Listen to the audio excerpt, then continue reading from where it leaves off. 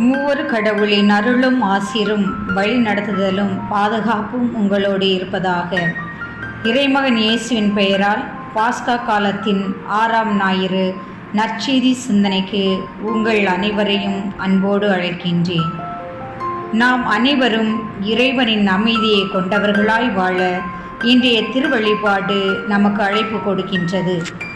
இயேசுவின் மீது அன்பு கொண்டு அவர் சொல்வதை கடைபிடித்து வாழவும், அதன் வழியாக இறை தந்தையின் அன்பை பெறவும் நாம் அழைக்கப்படுகின்றோம். ஆண்டவர் மீது கொள்ளும் அன்பின் ஆற்றலால் வழங்கப்படும் அமைதியை சுவைக்க இயேசு நம்மை அழைக்கின்றார். தூய ஆவியாரின் வழிகாட்டுதலால் உலகம் தரும் அமைதிக்கு மேலாக கிறிஸ்து தரும் அன்பும் அமைதியும் வாழ்வில் அனுபவிக்க தொடர்ந்து சிந்திப்போம்.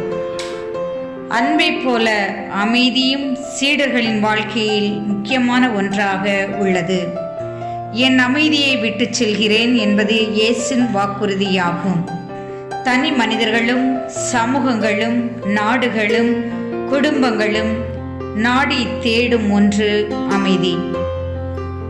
இது உலகிலுள்ள அமைதி, பயம் மற்றும் கவலைகளை விட ஒரு உயர்ந்த அமைதியை அவர்தம் சீடர்களுக்கு வழங்குகிறது.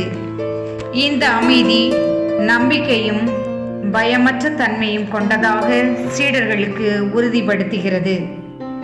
இந்த உலகு அமைதிக்கு மேலான அமைதியை, ஆயுதங்களால் உண்மையான அமைதியை தர முடியாது. உறவுகளாலும் அன்பாலும் அமைதியை கொண்டு வர முடியும். இயேசு தம் சீடர்களுக்கு அமைதியை விட்டு செல்கின்றேன் என்கிறார். இந்த அமைதி உலக அமைதியை குறிக்காது, மாறாக ஒரு ஆழமான ஆன்மீக அமைதியை குறிக்கிறது. மேலும் இயேசு தம் சீடர்களுக்கு பயத்தையும் கலக்கத்தையும் கவலையையும் உங்களுக்கு இருக்கக்கூடாது என்றும், உங்கள் இதயங்கள் கலங்க வேண்டாம், பயப்பட வேண்டாம் என்றும் இயேசு கூறுகிறார். இது கவலை, பயம் மற்றும் கலக்கத்திலிருந்து விடுதலையும் அமைதியையும் அவர்களுக்கு வழங்குகின்றது. இயேசு வழங்கிய அமைதி பயமற்ற தன்மையையும் தைரியத்தையும் தருகிறது.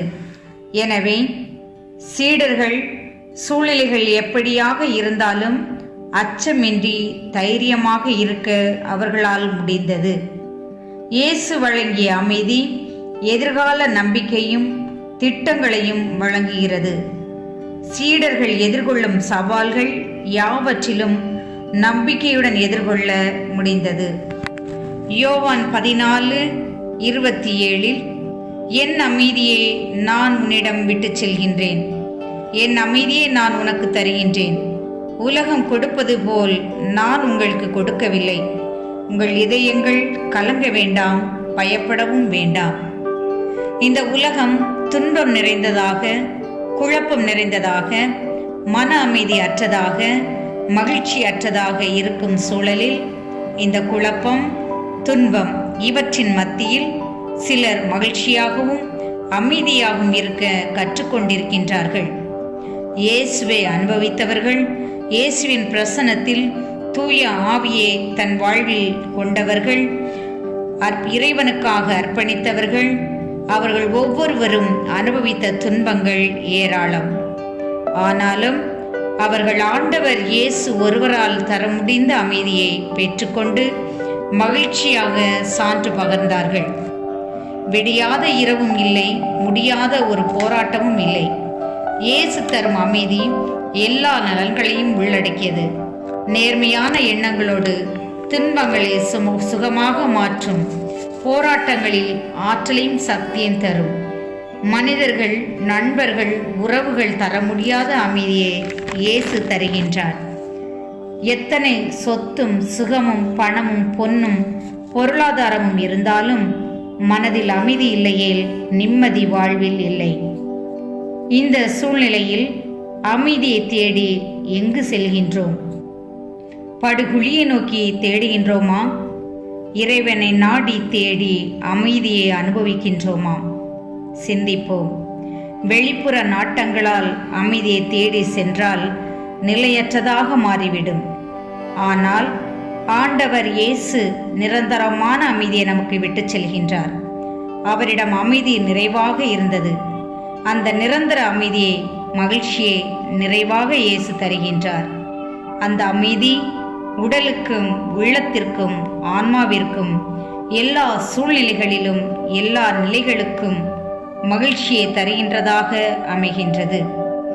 இறைவன் தரும் முழுமையான அமைதி நமக்கு வாழ்வை கொடுக்கின்றது, நிம்மதியை கொடுக்கின்றது. இதயத்திற்கும் மனதிற்கும் கடவுள் நாடி தேடி நம்முடன் உறவை ஏற்படுத்துகின்றது. அமைதி என்பது ஆன்ம பரிசுத்த ஆவியுடன் ஒன்றி இருப்பதுதான் அமைதி. நாம் தேடி அலைந்தாலும் இயேசுவின் பாதத்தில் அமர்ந்தால் நமது ஆன்மா அமைதியை காண முடிகிறது. எங்கு தேடி பார்த்தும் எனக்கு நிம்மதி இல்லை. பொருளாதார சிக்கல்கள், குடும்ப சிக்கல்கள், உறவு சிக்கல்கள், மன உளைச்சல்கள், இப்படி வாழ்க்கை சிக்கல்களில் தவிக்கும் மனிதனுக்கு இயேசு கூறுகின்றார், அமைதியை உங்களுக்கு விட்டுச் செல்கின்றேன். என் அமைதியை உங்களுக்கு தருகின்றேன். நான் தரும் அமைதி உலகம் தரும் அமைதி போன்றது அல்ல என்று சொல்கின்றார். இந்த உலகமும் நமக்கு அமைதி தருகின்றது, ஆனால் அந்த அமைதி போன்றது அல்ல என்று இயேசு சொல்கின்றார். நெருக்கடியின் மத்தியில் மன உறுதியோடு இருக்கின்ற நிலைதான் அமைதி. எதை கண்டும் பயப்படாது துணிவோடு இருந்து நம்பிக்கையோடு இருப்பதுதான் அமைதி. எந்த நிலையிலும் சோர்ந்து போகாது மன உறுதியோடு இருப்பதுதான் அமைதி. இத்தகைய அமைதியை தேடிதான் மனிதன் அலைந்து கொண்டிருக்கின்றான். நான் அமைதியில் நிலைக்கின்ற மக்களாக வாழ்கின்றோமா? நம் குடும்பங்கள் எப்படிப்பட்ட சிந்தனையில், மனநிலையில் வாழ்கின்றது? விட்டு கொடுத்து அமைதியோடு சமாதானத்தோடு வாழ்கின்ற குடும்பமாக நம் குடும்பங்கள் வாழ்கின்றதா?